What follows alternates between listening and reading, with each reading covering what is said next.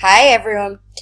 So, I have been doing some major reflection recently. It was a little bit forced upon me because we got snowed in and all that jazz, and it's quiet and you've got to think. So, the question that I came up with, that is a question I've asked myself so many times before. How did you get here? Have you ever asked yourself that? Have you ever asked, how did I get here? Whatever your here may be. Remember the first time I ever asked myself that? I was 23, maybe closer to 24. I was married. I had 2 kids. My marriage was failing. I had anxiety. I had depression. I had really bad issues with my gallbladder. I was broke. I had no money, no prospects, no friends. And I stopped and I asked myself, how did you get here? What led you to this moment in time? How did you end up feeling this way? And that's a bloody tough question to ask yourself sometimes. That is a really difficult question to ask. Because sometimes you don't want to face up to the reality of how you got here. And when I asked myself that question at 23, almost 24, and I realized that I had got here because I allowed myself to get here. I gave myself permission to slip and slip and slip. It wasn't having the kids. It was being alone with the kids. That was the issue. That was a big issue for me. I thought I had my life set up. I thought I was going to get married. I was going to be happy. It was all going to be great. I was going to be settled long before any of my friends. I was going to have this amazing life. And then my reality came dawning in that no, I had married somebody I wasn't in love with. I married somebody that I didn't want to spend the rest of my life with. I married somebody that I had disagreements with every single day. And every single day I was slipping and slipping and slipping and slipping. My anxiety was rising and rising and rising. My depression was just this big black cloud all around me all of the time. I pushed friends away that wanted to be friends. I lost friends that didn't want to be friends. And I was left here. Now, I'm very lucky. I have a supportive family. I have people around me who do care about me. And, I talk about them a lot because they are genuinely impactful on my life. And through all their support, and through all their help, and through all their love, I still couldn't see that I was slipping. Because I still thought that I was okay. I was here. I had control of everything. I was driving this car and nobody else was driving it. But I didn't realize that I hadn't got control. I didn't realize that I had allowed life to pile all its shite on top of me, and I hadn't stopped to say, whoa, enough now. I chose to get married. I chose to become a single parent. I chose to live with anxiety and depression every single day. I chose to stay stressed. I chose for me to have health issues because I was stressed. That was what my gallbladder was about. It was because I was stressed. Every single day I picked that life for myself. Until it came the day that I asked, how did I get here? How did I get here? What did I do that caused all of this? And I realized that I allowed it and I accepted it. And I lied down and I took it. And I was of that mindset, you've made your bed, you must lay in it. But what I didn't realize was that I could lift up the duvet, I could shake it off and I could start again and I could make the bed the way I wanted to. Until that day, until I asked myself that question. And all I knew that day was, I don't want to feel like this anymore. I am done. So I stopped. And I made myself go and I made myself look for work. And I found a job that allowed me to work from home and provide for my kids. I made myself get up and put makeup on because I know when I put makeup on, I feel better about myself. That's just one thing that works for me.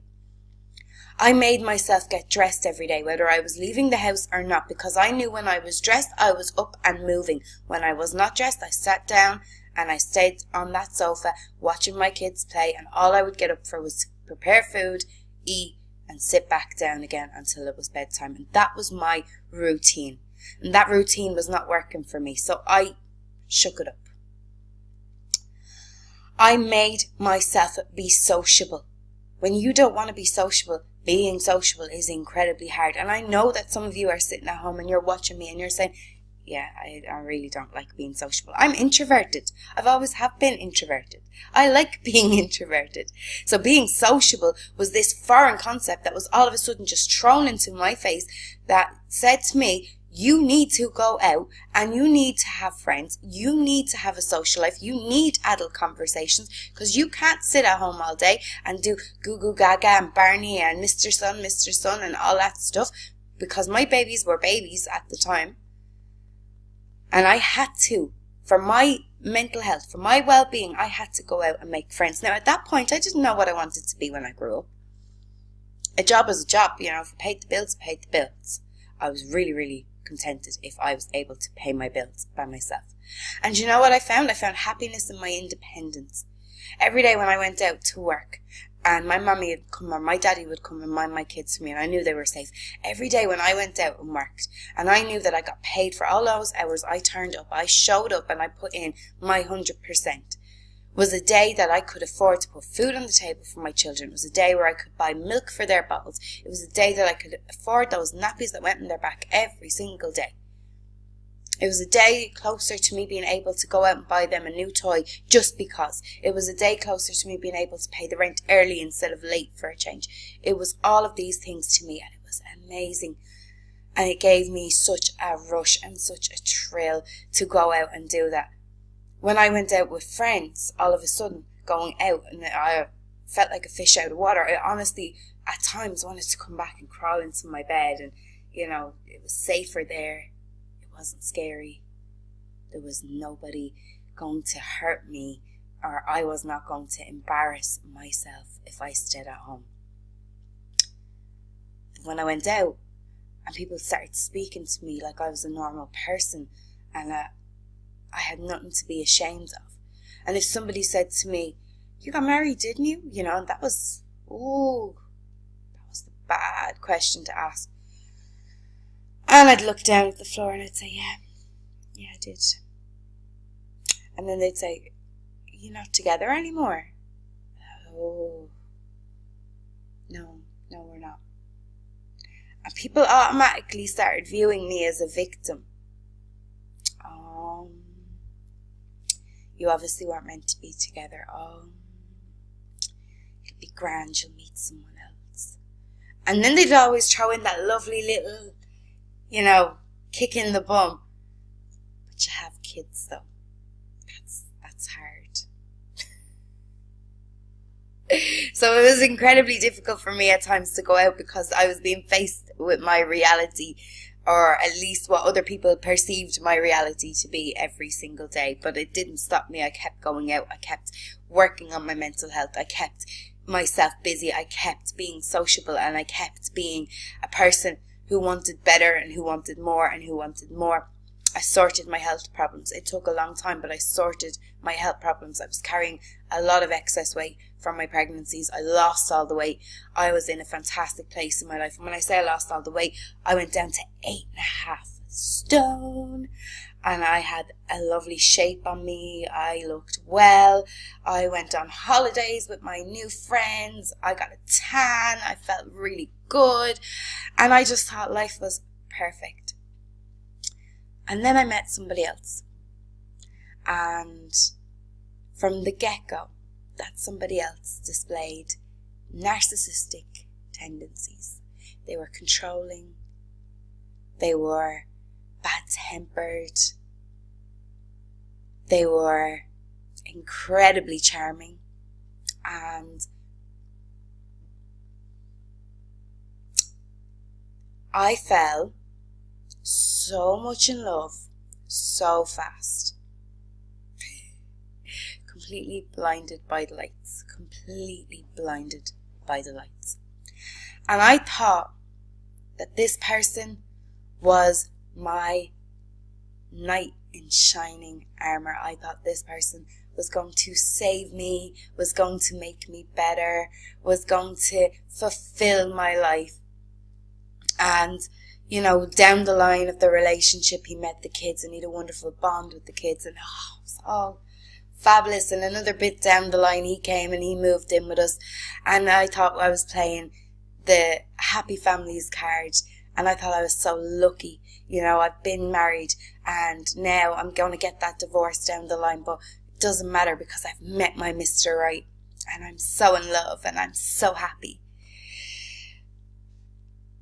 And, you know, it's so funny how you get caught up in these moments, how you get caught up and how much you realize that you want love so much. You want love more than anything else. And I know not all of you will relate to my story, and you don't have to. Maybe you have your own instances in your life. But think to a moment where you've been just caught up in the flow so much that you disregarded the consequences. Well, that's where I was. So along came the second time that I had to ask myself, how did I get here? I was with this person for 3 years. And I was with this person so blindly for 3 years. Their faults were on show every moment of every single day. But every moment of every single day, I just thought, I need to love you harder. If I love you more, if I love you harder, then we'll be okay. And the first time that that person hit me, pushed me, to be correct, pushed me, still didn't make me go, oh, that's not okay. I thought, Trudy, you've done wrong. You've stepped out of the line. You've said something that is not the right thing. You've gone and upset him. It's your fault. The first time that person pushed me was the time that I fell. And I remember the kids' bikes had just been brought indoors. They were brand new bikes. And they had little stabilizer wheels on them, cutest little things. And it was raining, so we brought the bikes inside because we didn't want the bikes to rust. And when he pushed me, I fell. I hit my neck off of the stabilizer on the little bike. And I knew straight away there was something wrong. But what was wrong? I didn't know. And I cried, and I remember him saying to me, stop crying, I didn't even do it hard. Think to it. Anybody that would have pushed him to say, oh, this is not okay. This needs to stop. But no. Love is blind, as they say. So it took me another 6 months to find out what the issue was with my neck. I had a bulging disc and a trapped nerve, and this trapped nerve was causing me to have a headache every single day. And I was taking painkillers every single day. And to compensate for their behaviour, this person brought me on holiday for my birthday. 10 days of relaxation, sure that would fix me. And it ended up being 10 days of mostly good times, but the arguments that came from 10 days of 24/7 of each other's company were no joke. I don't even think we liked each other in the least coming home from that holiday. But we still stuck it out because we were in love. It was bound to get better any moment now. So that was the first and the last time that person pushed me. They didn't do it again. But let me tell you this, I lived under the threat that it would happen again for possibly another 6 months. No, I tell a lie, 8 months. After 8 months, we had a big argument. About 7 months, we had a big argument and we broke up. But he was refusing to leave. And I was a fair person. And I said, okay, take your time, find somewhere to rent, get your money together. You know, you can stop contributing to this bill or that bill. Just go sort yourself out as quick as you can. And every day I had to watch that person who by this stage had lost their job, who had, basically decided that the sofa was their home. And I watched this person with no get up and no go, no motivation, become a couch potato and basically stay here, unwilling to leave. Because that's the truth, they were unwilling to leave. And I had to stop and say to myself, how did I get here in this situation with this person again? How did I get there where he hit me? And how did I get to be in 8 months down the line still with this person in my life? Am I not stronger than this? Have I not left a marriage for less than this? How did I get here? And again, I came back to accepting behaviors that you do not agree with. So, 8 months after the first initial hit, we're 1 month broke up at this stage. And this person, one day, we had a dog, a lovely little dog. The dog needed a wash. And my hands, as you guys know, I have problems with my hands, were playing really bad. Playing up really bad. I was having a really bad week. I had splints on me at the time, and I couldn't do a whole hell of a lot. The dog needed a wash. It was stinking, and the dog lived in the kitchen. And I asked, can you please wash the dog? Yeah, no problem. Another day passed. Can you please wash the dog? Yeah, no problem. Another day passed. Can you please wash the dog? I'll do it when I want. Okay. The next day came, and I said, you know what? If you're not going to wash the dog, that's fine. I got the bed, and I put the bed out in the utility room. And along, the dog toddled. Still warm, still inside, still happy as Larry. Put the bed in the utility room, and I said, the dog can walk in and out, but the bed stays out there because it smells. And that person got the dog's bed, threw it back into the kitchen, and lifted their hand to hit me across the face. But I ducked, I moved, I grabbed the phone, I rang my dad, I said, I've had enough. He's going to kill me. He's going to kill me. So my dad came over and he said, enough is enough, you leave today. Thankfully. So anyway, he did. He left that day and he hasn't been back since. And then I sat and I said, how did I get here? How did I get to a point where I had to ring my dad to come and rescue me from a situation that I shouldn't have even entered in the first place? How have I allowed my girls to witness this behaviour, all these arguments, all this fighting? How have I allowed this to happen? How have I become so broken? And I realised, because I accepted it. So I have a bit of a pattern going here. I'm accepting things that I don't like all of the time, just to try and have my version of normality. So I've asked myself this question again recently, and let me tell you why. Moved on from that relationship, good while on my own, went abroad on a holiday, met a lovely man, and started a relationship with this lovely man. And he lived in the UK and I lived here, and it was perfect. Didn't see each other every day, spoke on the phone, got to see each other once, twice a month, whatever it was. And when we would be together, great laugh, great fun. And I thought, this is the person I'm meant to be with. Easygoing, relaxed, good humoured, really, really, really nice person. Whirlwind romance, got engaged, the whole shebang, booked the wedding. Thought, yes, got my happy ending. No, did not get the happy ending.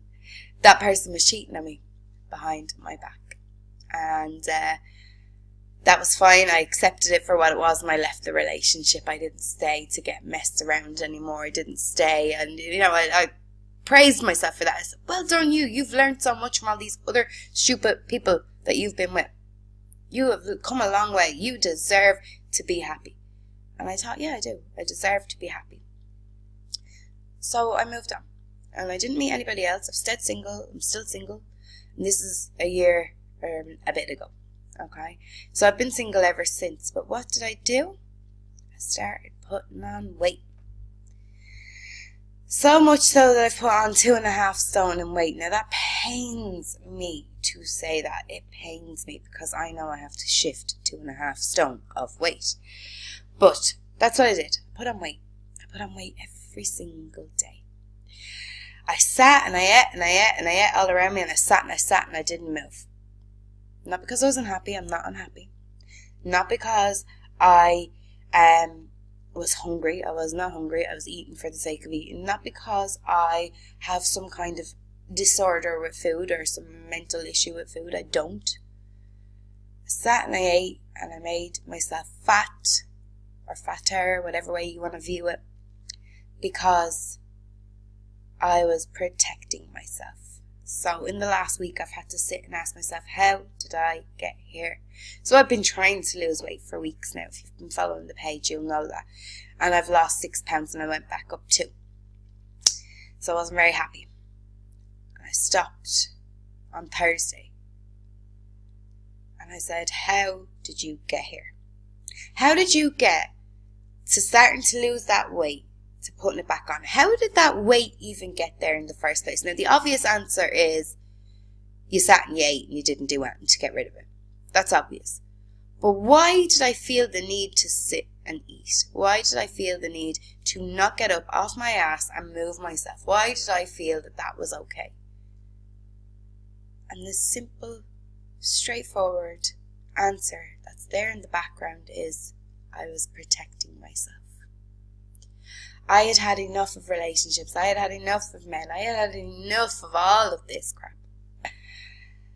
And I decided that food and comfort were my cushions and my comfort and blanket, and that I could eat and it was fine.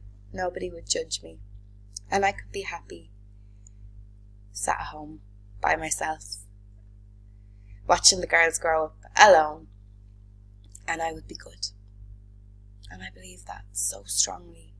So that's what I did for a year and a bit. And I put up 2.5 stone in weight. So once I asked that question and once I realised the answer, I went, that's not okay, Trudy. You can't do that. You're too short to carry all this weight. I'm only 5'1". It doesn't suit you. You don't like the look of yourself. You know what's going to start happening? You're going to start looking in the mirror and telling yourself you're a bad person. Because that's what you do. You start self-sabotaging. That's what I was doing with my weight. Self-sabotaging. Thought I was protecting myself. I wasn't.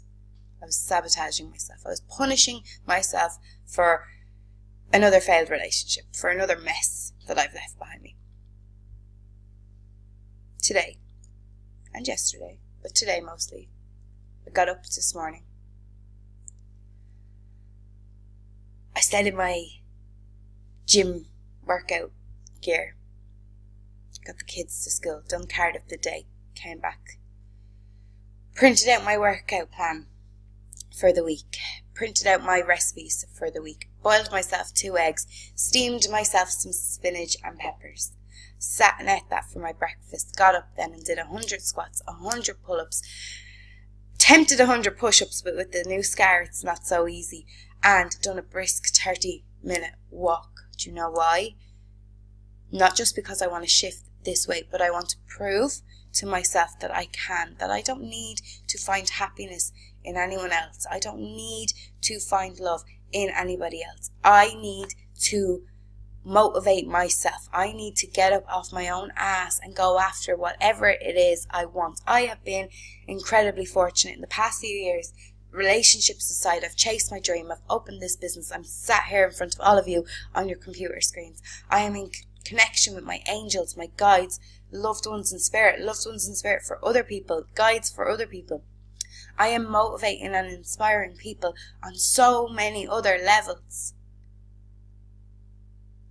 But I am still a student and I'm still learning. And sometimes it's hard. Sometimes you have to give yourself a kick in the teeth and remind yourself that you put yourself here. So it's up to you to pull yourself out. And I share this story with you not to show you how much of a shit show my life has been in parts. Not to get your approval or your acceptance. I don't need either. I like myself. I do. I like the person that I am. I might not always like the physical body that I am in, but I like myself. I love myself. I think I'm pretty good. I think I'm nice. I think I'm kind. And I think that, they're qualities that should be recognized. They should be talked about. I tell you this because you might be stuck in some emotional problem in your life. You might be stuck in a bad relationship. You might be stuck with bad friendships. You might be stuck in a job you hate. You might be stuck with anxiety and depression, and you might not see your ways out. But the first thing you can do is ask yourself, how did I get here? And then from that question, you can move on. What am I going to do about it? Losing weight isn't particularly difficult. You eat better, you exercise. You eat better, you exercise. You do it every day, you get the results. But losing that mindset that I need to sabotage myself because I failed at something again, or I need to protect myself so that I don't fail again. Losing that mindset is tough. And over in the Soul Sanctuary, this is something I'm passionately working on in different ways and in different forms with all the people that are in there. I want them to not feel stuck in their life. I want them to ask the hard questions of themselves. How did I get here? And what am I going to do about it? I want them to be motivated every single day to get up and put 2 feet on the floor and take one step at a time to get to where they want to be, wherever it is that they want to be. And I do that in a spiritual way. I do that with the help of the angels, the guides, and the loved ones in spirit. They speak through me. So often I get told, one of them said to me yesterday, you speak a lot of sense. And I said, only sometimes, the rest is gibberish. And only when I speak sense is when I'm channeling all this different guidance that I receive for people. I put them in connection with their loved ones in spirit. I put them in connection with their guides, with their past lives, learning about themselves. I put that connection there. Not so they can go, oh, this is cool and really fun, but so that they can go, wow, that was a profound experience that made me take a look at myself and is making me want to get up and do something about the situation that I'm in. There are so many situations out there that are hard, that are tough. What might seem big to you might seem minor to somebody else. We're all made differently. And the Soul Sanctuary is a wonderfully accepting place of all of that. You can come and be part of it. You can come and enjoy that you are really different to the next person, but that next person cares about you and supports you anyway. You can enjoy the banter and the talks and the interesting stuff we talk about, but you can also enjoy learning to love yourself, because that is what I want my soulies to feel. I want them to wake up every morning and say, do you know what? You're a really good person and I like you. In the mirror.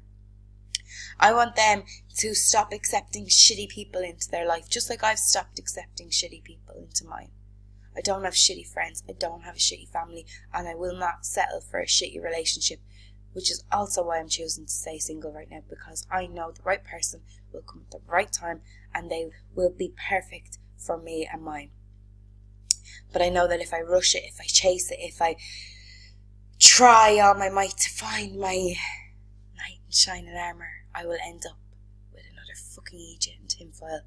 So, the Soul Sanctuary is this haven where I can go in and I can be myself. I can share stories like this and I can talk so openly, and so can all the other members if they want to, if they choose to. You are not obliged, but let me tell you this, the more you put in, the more you get out. The more you speak up and say, I have this problem, the more help and advice you get. The more you are in there listening, watching, commenting, talking, the more you are going to receive.